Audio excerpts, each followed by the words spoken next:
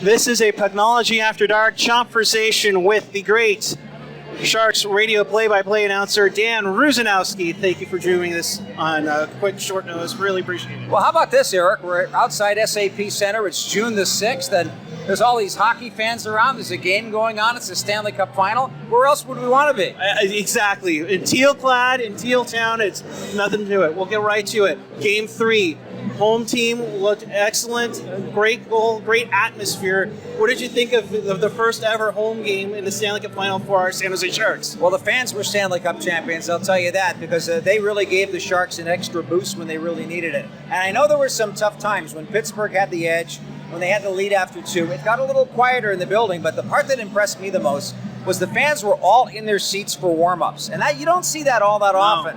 But for this game, everybody was there. They didn't want to miss a minute of it. And I think once things got a little bit rejuvenated there when Justin Braun tied the game, then everything turned out okay. And then afterward, the place just erupted. And then Donskoy with that great call, which kind of begs me the question of all the calls that you had so far in this playoff, which one's been your best so far? Well, I don't know about my best, but that's certainly one of my favorites. And of course, the Logan Couture goal that really clinched the conference final. Those are two of my favorite moments so far. But the best is yet to come. Absolutely. What do you think the Sharks need to do tonight in Game 4 with Hurdle out again?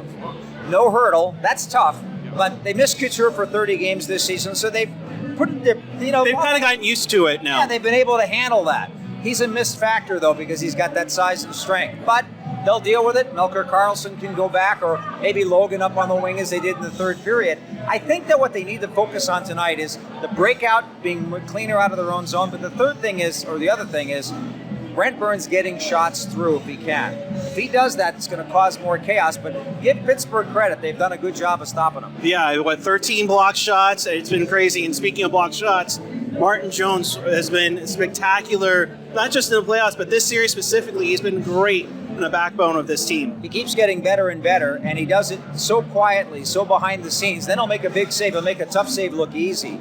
And so then you say, well, that was a pretty good save. Then you look back at it later and you realize how difficult it really was. He's a guy that is so important to this team, and I think he's going to raise in importance as it goes on. Gotcha. As for you called your first ever Stanley Cup Final game. Was it everything that you expected it to be and more? I know we talked to Jamie Baker on a previous edition, and he said you're just a well-prepared machine as we go throughout.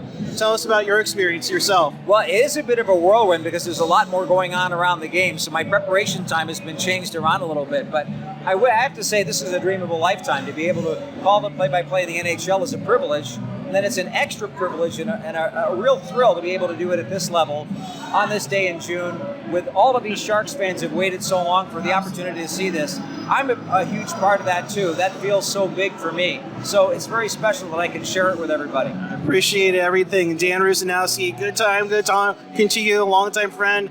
You'll be on the call for KFox at 5 p.m. Sharks warm up 4:30. Thank you so much, Dan. Good to see you. Thank you.